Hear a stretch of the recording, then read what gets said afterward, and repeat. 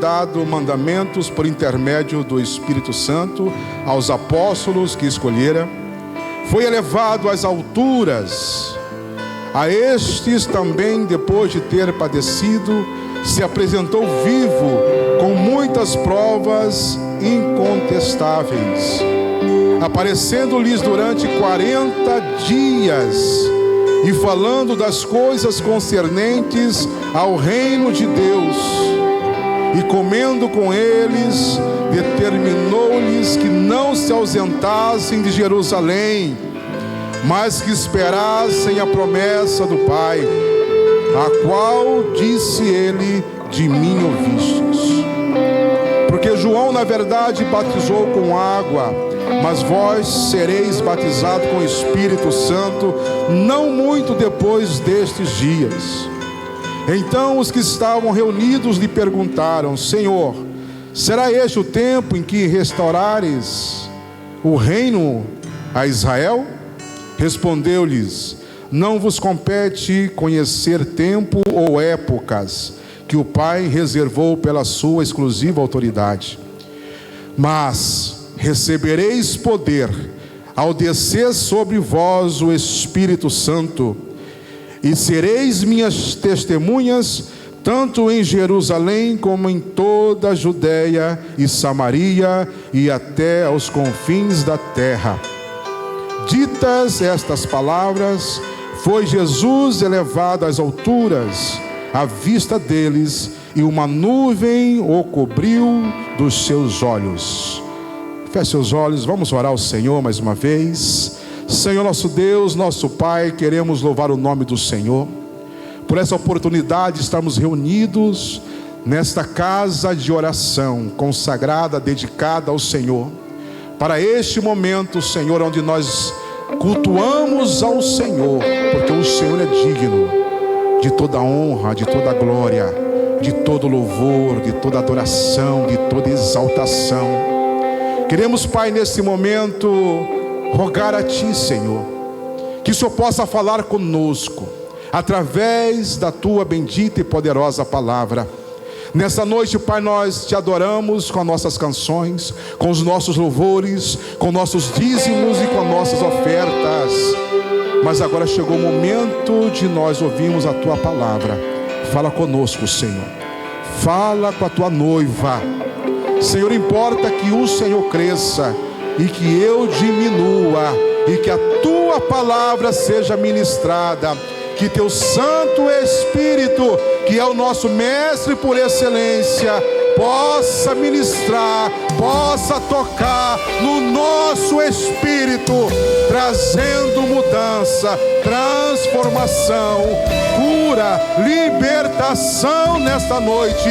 É que eu te peço em o nome do Senhor Jesus, em nome de Jesus, em nome de Jesus. Amém. Poder sentar, meus amados irmãos. Obrigado, time. Vocês são fenomenais. Glória a Deus.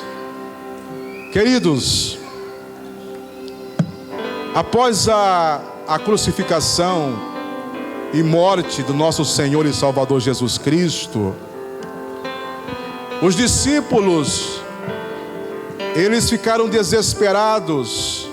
Eles abandonaram a missão que havia sido proposta por Jesus. Uma parte dos discípulos se reuniram em uma casa, onde eles, com medo, se refugiaram, temendo os judeus. Está lá em João 20, verso 19. Outros discípulos, outros 2 discípulos, a Bíblia nos diz em Lucas 21, do verso 1 ao 14, que eles foram para uma aldeia chamada Emaús. E outros discípulos, depois de certo tempo, eles resolveram voltar para a vida que eles tinham antes. Foram pescar, voltaram para a sua vida antes de Cristo. Mas a verdade é que o nosso Senhor e Salvador Jesus Cristo, ele foi atrás, ele saiu em busca de todos os seus discípulos. Ele saiu em busca para resgatar todos os seus discípulos. Porque na verdade, irmão, Jesus, ele sabia que a obra, que a missão ainda precisava continuar. Os discípulos haviam desistido, mas Jesus precisava deles para que a obra continuasse. Mas dessa vez, pelo poder do Espírito Santo, e que precisava dos discípulos, que ali nasceria a igreja, que auxiliaria o Espírito Santo para continuar a propagação do Evangelho do nosso Senhor e Salvador Jesus Cristo. A palavra nos conta que após a ressurreição de Jesus, Jesus permaneceu por 40 dias nesta terra. A palavra vem nos dizer, nós lemos que Jesus comeu com seus discípulos. E nesse período, Jesus passou as suas últimas e mais importantes instruções para os seus discípulos, conforme Atos que nós lemos, Atos 1, 3 e 4, diz assim: a estes também, depois de ter padecido, se apresentou vivo, com muitas provas incontestáveis, aparecendo-lhes durante 40 dias, e falando das coisas concernentes ao reino de Deus, e comendo com eles, determinou-lhes que não se ausentassem de Jerusalém, mas que esperassem a promessa do Pai, a qual disse ele: de mim ouviste. Jesus, nesses 40 dias, apresentou-se aos seus discípulos, dando a eles as últimas e mais importantes instruções. O apóstolo Paulo, na sua primeira carta aos Coríntios, capítulo 15, verso 6, vem nos dizer que, depois de ressurreto, Jesus apareceu para mais de 500 irmãos, de uma só vez. É provável que o apóstolo Paulo estava se referindo à passagem do Evangelho de Lucas, quando Jesus reuniu pela última vez os seus discípulos, dando suas últimas instruções, que está em Lucas 24, 44 ao 53, que eu quero ler com você. Abra comigo Lucas 24. Lucas 24, do 44. Esse ar aqui está meio quente. Do 44 ao 53, que diz assim: a seguir, Jesus lhes disse: são estas as palavras que eu vos falei, estando ainda convosco. Importava se cumprisse tudo o que de mim está escrito na lei de Moisés, nos profetas e nos salmos. Então lhes abriu o entendimento para compreenderem as Escrituras, e lhes disse: assim está escrito que o Cristo havia de padecer e ressuscitar dentre os mortos no terceiro dia, e que em seu nome se pregasse arrependimento para remissão de pecados a todas as nações, começando de Jerusalém. Vós sois testemunhas dessas coisas.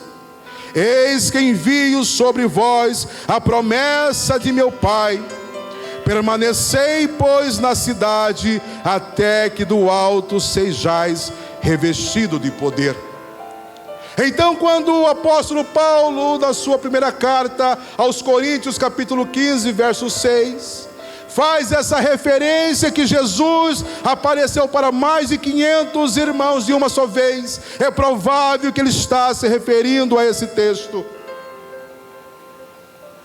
Irmãos, no culto passado, o pastor Anderson pregou, e por sinal com muita propriedade, que Deus cumpriu o que fora profetizado pelo profeta Joel, capítulo 2, verso 28 ao 29. E também o que Jesus havia predito, no mesmo aqui versículo que acabamos de ler. E o pastor Anderson pontuou que os discípulos receberam o poder de Deus, porque eles tiveram as seguintes atitudes. Quem estava aqui domingo deve lembrar quais foram as atitudes dos discípulos.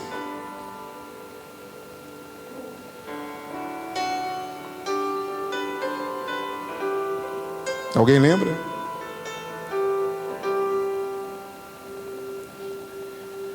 Ele disse que os discípulos foram batizados no Espírito Santo, foram cheios do Espírito Santo. Primeiro, porque eles creram na palavra do Senhor Jesus. Segundo, porque eles obedeceram a palavra do Senhor Jesus. E em terceiro lugar, porque eles esperaram o cumprimento da promessa do Senhor Jesus. E em quarto lugar, eles usufruíram da promessa do Senhor Jesus. Eles desfrutaram da promessa do Senhor Jesus. O certo é, irmãos, que havia uma profecia do profeta Joel, onde Deus, por intermédio do profeta, havia dito há 400 anos antes de Cristo, que Deus derramaria do seu Espírito sobre toda a carne. Era a promessa do Senhor.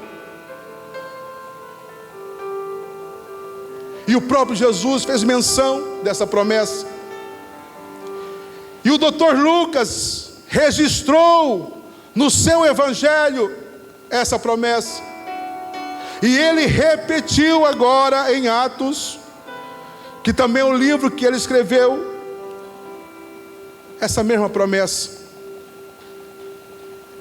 Veja bem, irmãos, que Jesus aqui em Atos dos Apóstolos, ele disse aos seus discípulos que eles deveriam permanecer em Jerusalém. Jesus indicou aos seus discípulos o local, a cidade onde a promessa seria cumprida.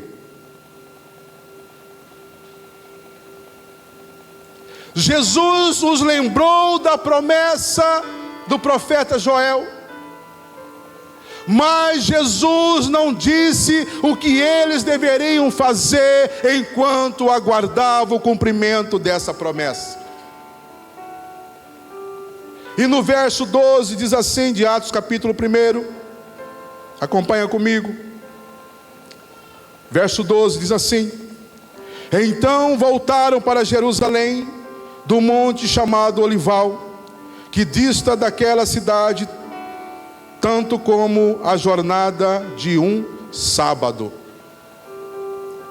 Diz o texto que eles obedeceram e foram para Jerusalém, sinal que eles creram na palavra de Jesus. E no verso 13 diz assim: quando ali entraram, subiram para o cenáculo, onde se reuniam Pedro, João, Tiago, André, Filipe, Tomé, Bartolomeu, Mateus, Tiago, filho de Alfeu, Simão, o Zelote, e Judas, filho de Tiago. Diz o texto que eles subiram para o cenáculo. Não se sabe em qual lugar exatamente era este cenáculo.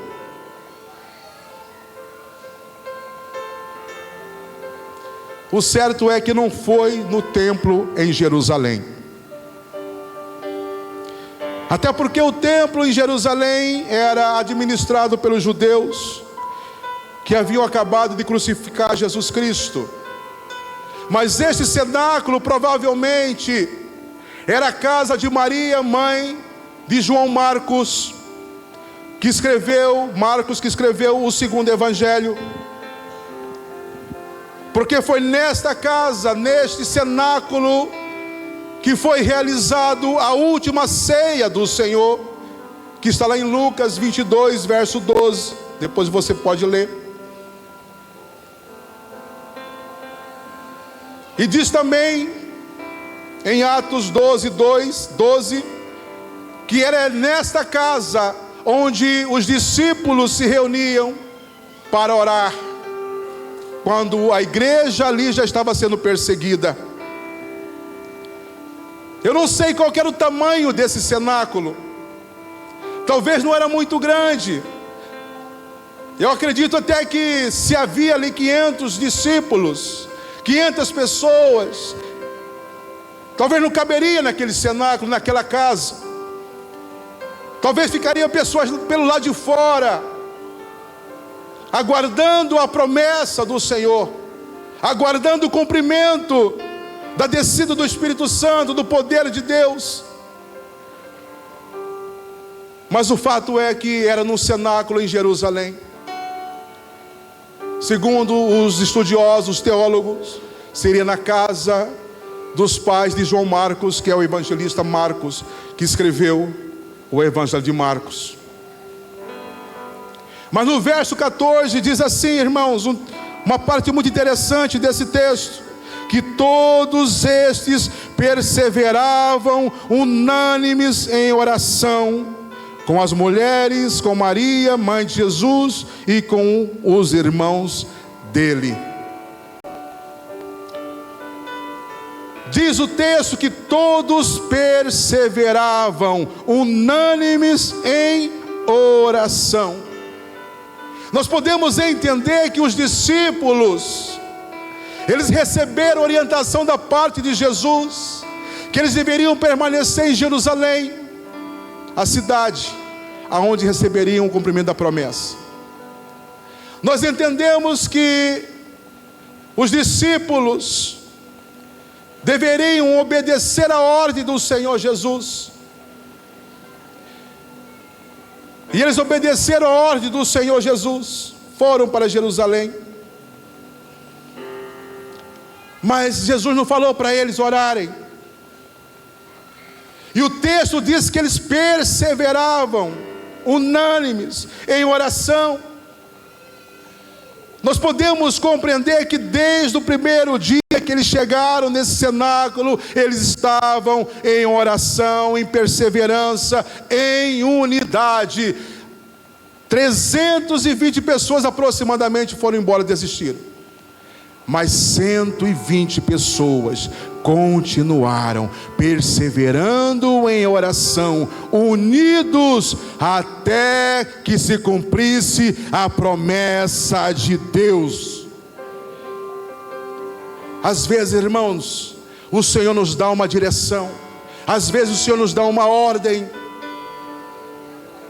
e nós começamos a orar, começamos naquela pegada de oração, mas rapidamente nós desistimos, nós paramos, nós desanimamos. Mas os discípulos aqui não, os 120 não, eles permaneceram, eles oraram, porque quem crê na promessa ora, quem obedece à palavra ora, quem espera o cumprimento de uma palavra, de uma promessa, ora até que a promessa se cumpre, porque quem fez a promessa é fiel.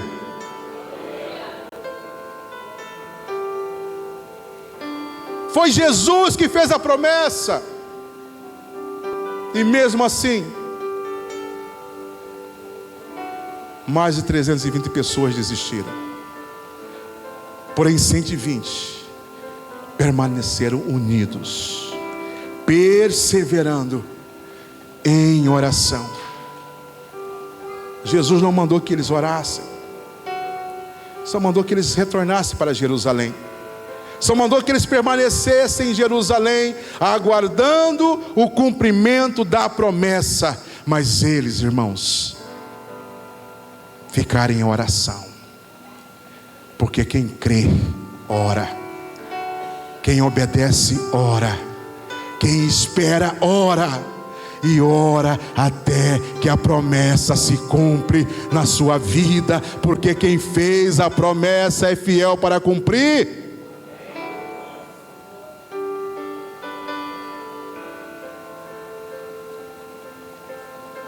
Nós precisamos orar até a promessa se cumprir nas nossas vidas. Eu não sei qual a promessa de Deus na sua vida, mas quero dizer para você nessa noite: ore até que a promessa se cumpre na sua vida. Porque quem fez a promessa é fiel, diz a palavra do Senhor. Deus é fiel na sua promessa.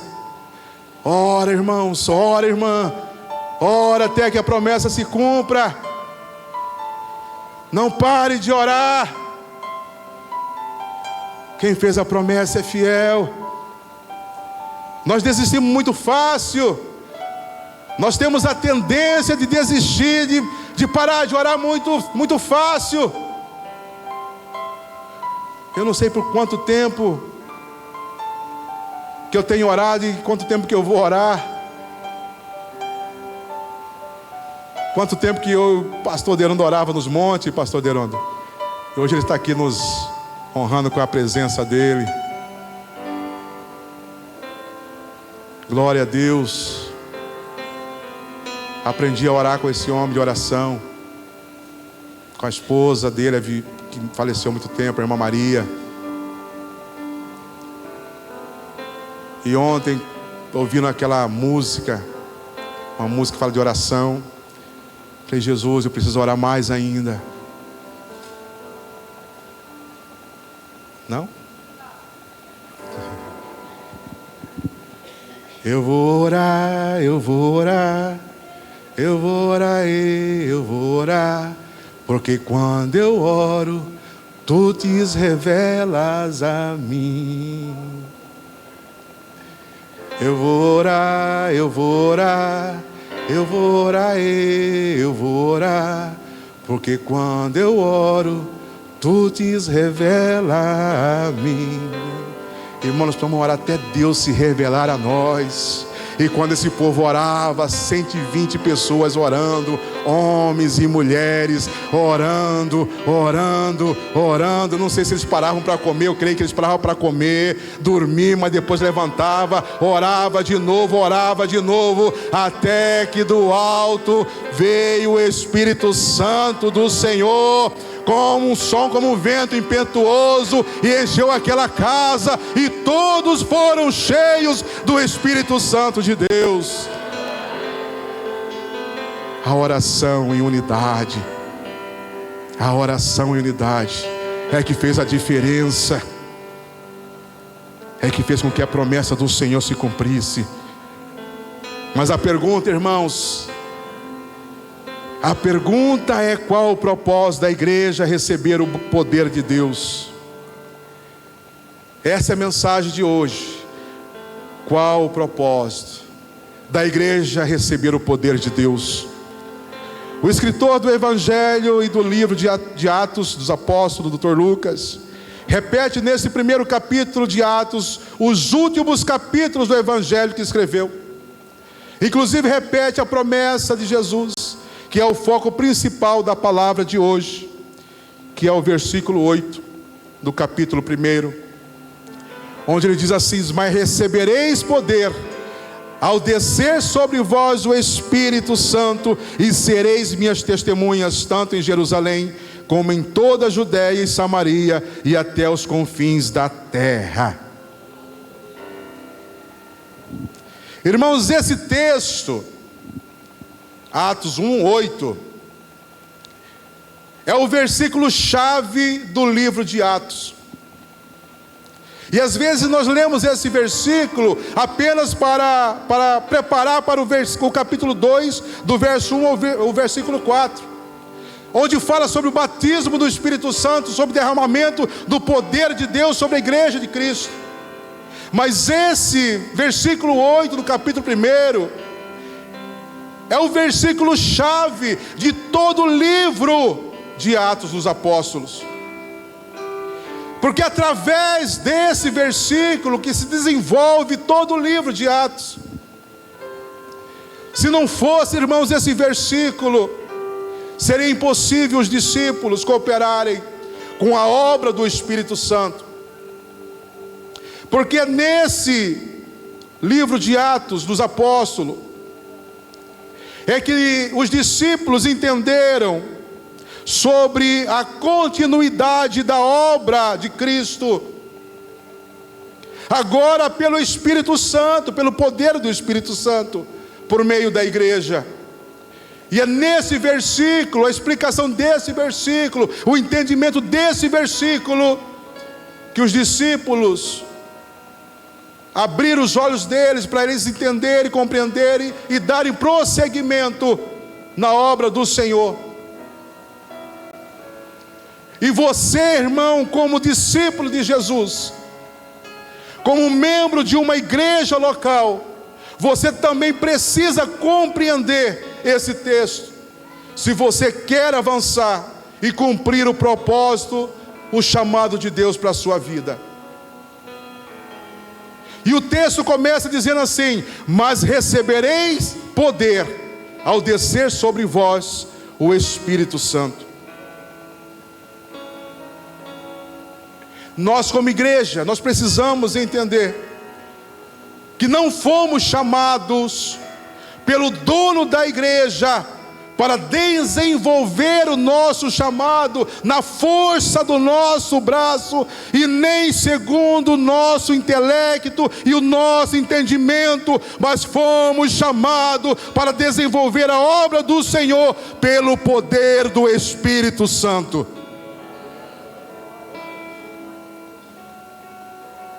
Foi isso que Cristo estava dizendo para os discípulos.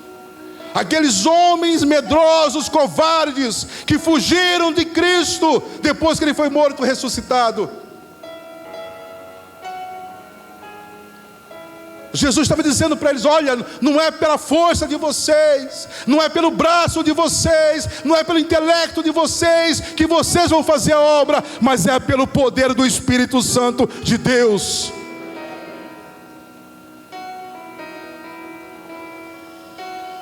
E às vezes, irmão, nós estamos como os discípulos, com medo de assumir uma responsabilidade, com medo de assumir a obra do Senhor, porque nós pensamos que nós vamos fazer segundo a força do nosso braço, segundo o nosso intelecto, nossa inteligência, a nossa habilidade. Irmãos, você só vai fazer a obra do Senhor se for pelo poder do Espírito Santo de Deus.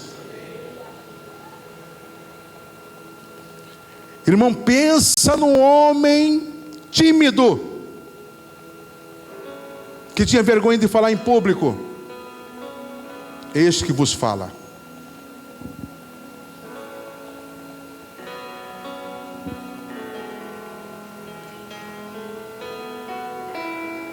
Quem me conhece aqui desde quando me converti é Gilson Jonas, Gleide, Berone, a Guila, né, Berone?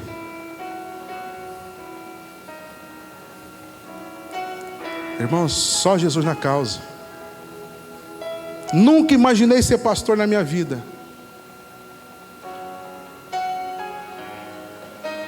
Mas eu sei que eu não faço pela minha força. Eu sei que eu não faço pelo meu intelecto. Eu sei que eu não faço pela minha inteligência, porque eu sei que eu sou raso, como homem natural. Mas eu faço pelo poder do Espírito Santo de Deus. A Ele toda a honra, toda a glória, todo louvor, toda exaltação, toda adoração.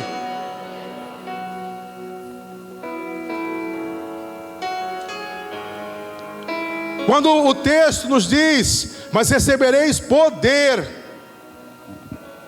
esse poder vem do próprio Deus. que é o Espírito Santo.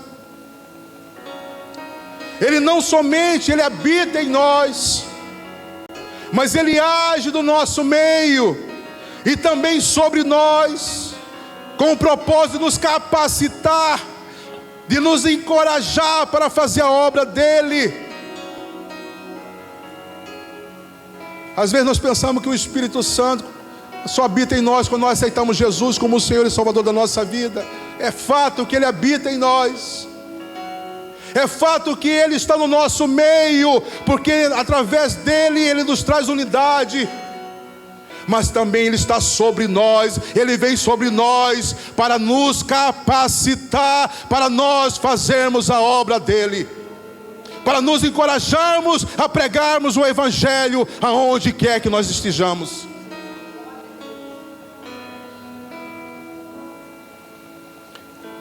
E o texto diz que ele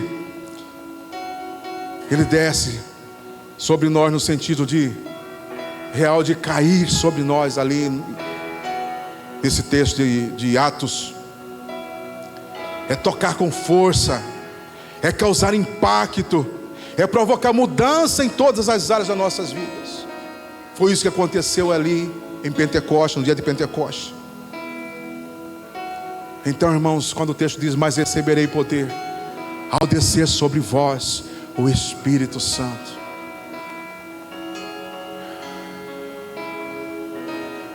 E esse poder está à disposição da igreja de Cristo. Está à sua disposição, irmãos, como igreja do Senhor. Mas mais para frente você vai compreender qual que é o propósito real desse poder de Deus sobre as nossas vidas. E diz mais que: e sereis minhas testemunhas.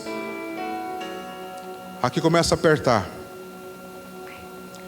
Ao dizer aos discípulos: e sereis minhas testemunhas, Jesus estava aumentando a régua. Jesus estava dando aos seus discípulos uma nova definição de discípulo, do que é ser discípulo. Quando Jesus estava dizendo: e sereis minhas testemunhas, Jesus estava dando uma nova identidade para os seus discípulos. Jesus apresentou a eles a nova missão da igreja, que era ser testemunha de Cristo em todo o mundo.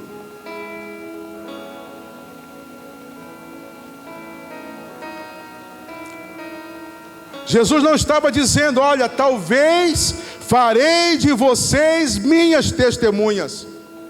Não era isso que ele estava dizendo. Ele disse: e sereis minhas testemunhas. Ele estava afirmando para os discípulos. Ele não estava dizendo: talvez farei de vocês minhas testemunhas. Ele estava afirmando: e sereis minhas testemunhas. A palavra testemunha no original significa ser mártir. Ser mártir, irmão, é morrer por uma causa. Significa também proclamar o que viu. Ele estava dizendo para os discípulos: olha, vocês vão proclamar o que vocês viram. Ser mártir também significa proclamar o que ouviu, proclamar o que experimentou e viveu, proclamar as verdades do Evangelho do nosso Senhor e Salvador Jesus Cristo, ainda que custe cadeias e até a própria vida. Isso é ser mártir.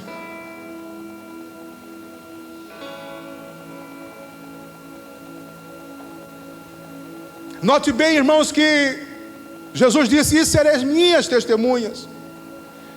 Não era para os discípulos testemunhar de si mesmo, mas era para testemunhar de Cristo.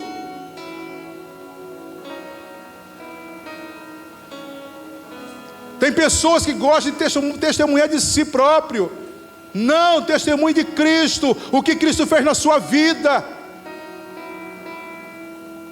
Prega o evangelho do nosso Senhor e Salvador Jesus Cristo. Tem pregações que você ouve por aí que é coach, é mais autoajuda do que ajuda do alto. Não prega o Jesus Cristo. E Jesus disse: sereis minhas testemunhas. Testemunhe sobre Cristo, não sobre você. Seja cristocêntrico.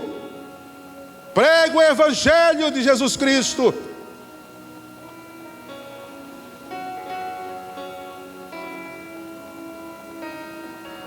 E o texto nos diz em Atos 2, do 1 a 4,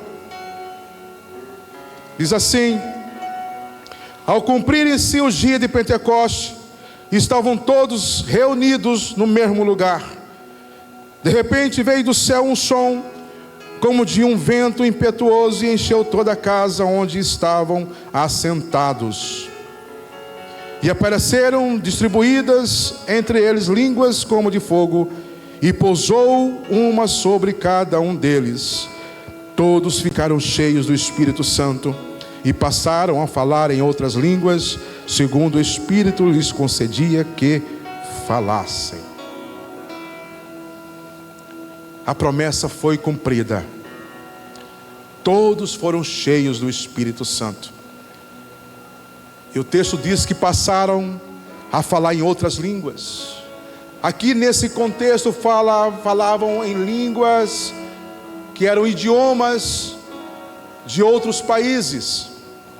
Porque nesse período da festa de Pentecoste haviam judeus de várias nações. E o objetivo ali é que esses judeus de várias nações recebessem as boas novas, a pregação do evangelho, a pregação das boas novas. Então ali os discípulos começaram a falar nas línguas daquele povo, judeus que ali estavam. E eles foram impactados, porque sabiam que ali só havia judeus nativos, que falavam na língua deles, línguas estrangeiras. Mas o que me chama a atenção, irmãos, que eles perseveravam unânimes em oração. E é por isso que eles foram impactados com a presença do Espírito Santo. E se nós quisermos ter uma igreja avivada, cheia do poder de Deus, nós precisamos ser uma igreja unida, como a igreja primitiva começou.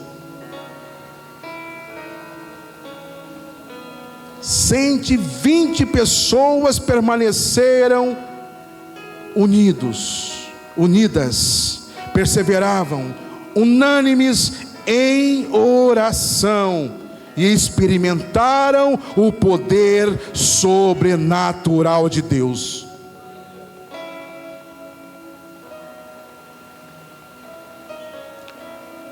Eu aprendo que ser cheio do Espírito Santo, ser batizado no Espírito Santo, tem um propósito de ser testemunha de Cristo, e não apenas dançar, rodopiar, fazer aviãozinho, falar em línguas estranhas, gritar, mas é ser capacitado para proclamar Cristo, testemunhar Cristo, ainda que isso custe sua vida. E Jesus disse ainda qual seria o alvo dessa missão: tanto em Jerusalém, como toda a Judéia e Samaria, e até os confins da terra. Aqui Jesus indicou aos pais da igreja primitiva qual seria o campo missionário que a igreja deveria alcançar. E ele disse que deveria começar por Jerusalém, que era o centro religioso da época.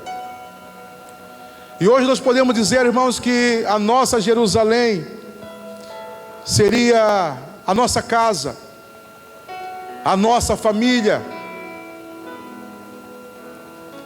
a nossa parentela, a nossa cidade, o nosso local de trabalho, as pessoas que estão à nossa volta. São essas pessoas que nós primeiro precisamos alcançá-las, pregar o Evangelho. Nós precisamos entender, irmãos, que o Evangelho do nosso Senhor e Salvador Jesus Cristo ainda funciona. O Evangelho ainda liberta, o Evangelho ainda cura, o Evangelho ainda salva. O Evangelho ainda funciona. Nós precisamos entender isso e assim pregar o Evangelho para essas pessoas. Sabe o que nos falta muitas vezes, irmãos? Nos falta pregar com amor para as pessoas que estão mais próximas a nós. A Bíblia vem nos dizer em Efésios 4:15 que nós devemos seguir a verdade em amor. Talvez nós precisamos pregar o Evangelho para as pessoas mais próximas a nós, com mais amor, com mais empatia, com mais humildade. É a nossa Jerusalém. Será que nós temos feito isso como testemunhas de Cristo? Depois ele diz, toda a Judéia. A nossa Judéia hoje talvez seria a nossa região de Ponce Lacerda. Nós conhecemos aqui a região como Vale do Guaporé. Talvez nosso estado de Mato Grosso. Depois ele diz para Samaria. Samaria era um povo rejeitado pelos judeus, povo considerado impuros pelos judeus, porque os judeus adoravam o Deus de Israel, mas também era um povo idólatra, um povo que tinha outras religiões, povo que os judeus achavam indigno de assentar em suas mesas, pessoas que os judeus os tinham como inimigos, a ponto de Tiago e João quererem orar a Deus para mandar fogo do céu para destruí-los. Será que existem pessoas que você conhece, que você acha que é indigno de sentar à sua mesa? Será que existem pessoas que você conheça, que você as tem como seu inimigo? São essas pessoas que o Senhor manda dizer para você nessa noite que você deve ir até elas e pregar o Evangelho e ser testemunha diante dessas pessoas. Nós estamos no culto de ceia do Senhor, irmãos. São essas pessoas que o Senhor quer que nós vamos até elas e pregamos o Evangelho. Nós somos igreja do Senhor Jesus Cristo. E por fim ele diz que devemos ser testemunha até os confins da terra. O Evangelho deve alcançar todos os povos, tribos, línguas e nações. Se você tem sido uma pessoa fiel nas suas ofertas para a obra missionária, você tem sido testemunha de Cristo aos confins da terra. Queridos, tudo que eu falei aqui nesta noite mostra a evidência de uma pessoa, de uma igreja cheia do Espírito Santo. E quando eu estava ministrando, preparando essa mensagem, Deus me fez lembrar de quando eu liderava uma equipe e fazia evangelismo no presídio de Vila Bela. Durante anos e anos, nós íamos para Vila Bela, para o presídio, pregar para os presos. Eu prendia os presos, depois ia lá pregar para eles. Não tinha como eles fugir de lá, né?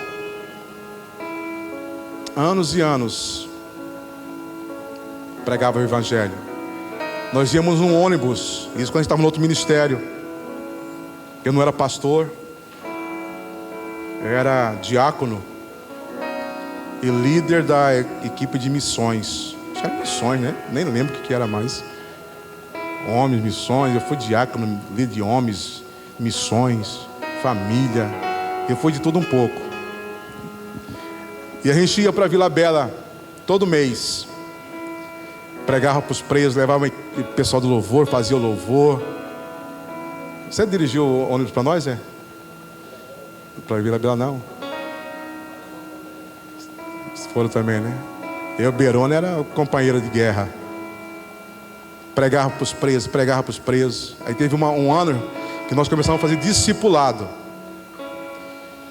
26 presos. Nós discipulamos o ano inteiro, todo mês. Tiramos cópia da apostila, uma apostila bem grossa. Aí nós homens, né, ficava dentro do pátio com os presos, misturado com os presos, irmãos. A pessoa perguntava, mas você não tem medo não por ser policial, tal, misturar com os presos? Eu falei, rapaz, tem medo não. Quem nos guarda é o guarda de Israel. Ia lá e pregava para os presos. Um ano inteiro fazendo um discipulado de 26 presos. A gente não faltava nem um mês. Fazia chuva, o sol, lá estava nós, discipulando os presos. E no final do ano, na véspera do Natal, fizemos um banquete para os presos. Estavam os presos visitando, os familiares dos presos visitando os presos. E lá nós fizemos um banquete para os presos, que era a ceia de Natal. Irmãos, eu não sei o que aconteceu com esses 26 presos, se eles regeneraram ou não, mas de uma coisa eu sei, a palavra foi pregada para eles, e eu sei que ela não volta vazia. E o Espírito Santo me fez lembrar dessa passagem, quando eu estava, desse fato, quando eu estava preparando essa mensagem. Não sei se Ele quer que eu volte a discipular mais, a trabalhar mais, mas foi um tempo muito bom na minha vida, de muito crescimento. É ser igreja, ser testemunha de Cristo, ser luz em meio às trevas. Nós precisamos ser a igreja de Cristo, porque a palavra do Senhor nos diz em Mateus 25, estive preso e não foste me visitar. Estive enfermo, doente, e não foste me visitar. Estive nu e não me deste de vestir. Estive com fome e não me deste de comer.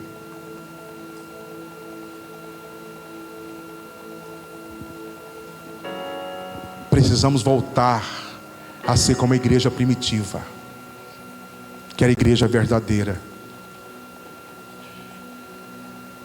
E quando o Senhor ministrou essa palavra no meu coração, Ele chama a nossa atenção como igreja, que o poder de Deus é derramado sobre a minha e a sua vida. Não é para nós dançarmos na presença dEle, não é para nós falarmos em línguas estranhas, não é para nós gritarmos, mas é para nós sermos testemunhas dEle em Jerusalém, na Judéia, em Samaria e até os confins da terra. Quando o Senhor derramou do Espírito dele sobre as nossas vidas, Igreja Batista Nacional, Mensagem da Cruz de Pontes e Lacerda, Ele nos capacitou, nos encorajou para fazer a obra dele, com ele e para ele. Se você não tem feito a obra do Senhor, se você não tem cooperado com o Espírito Santo, que é o dono da obra, você não tem feito nada. Você tem desperdiçado o dom do Espírito Santo de Deus na sua vida. Se você tem sido inerte com o dom do Espírito Santo de Deus sobre a sua vida, você tem desperdiçado. Ou talvez você nem foi cheio do Espírito Santo.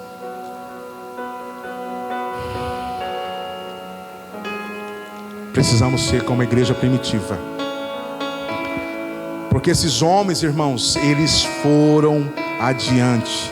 Depois que eles foram cheios do Espírito Santo, eles morreram pela causa de Cristo. Tiago, irmão de João, foi o primeiro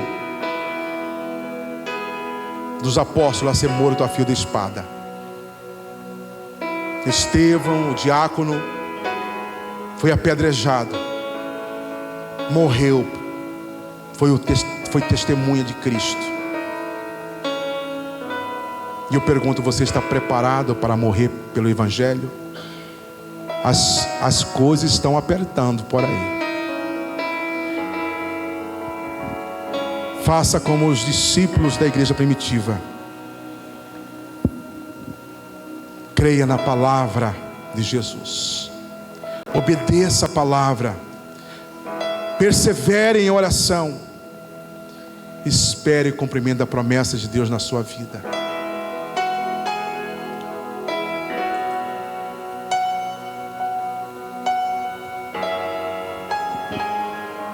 Você, como membro de uma igreja local, deve buscar com zelo os melhores dons, diz a palavra do Senhor, 1 Coríntios 12, 31.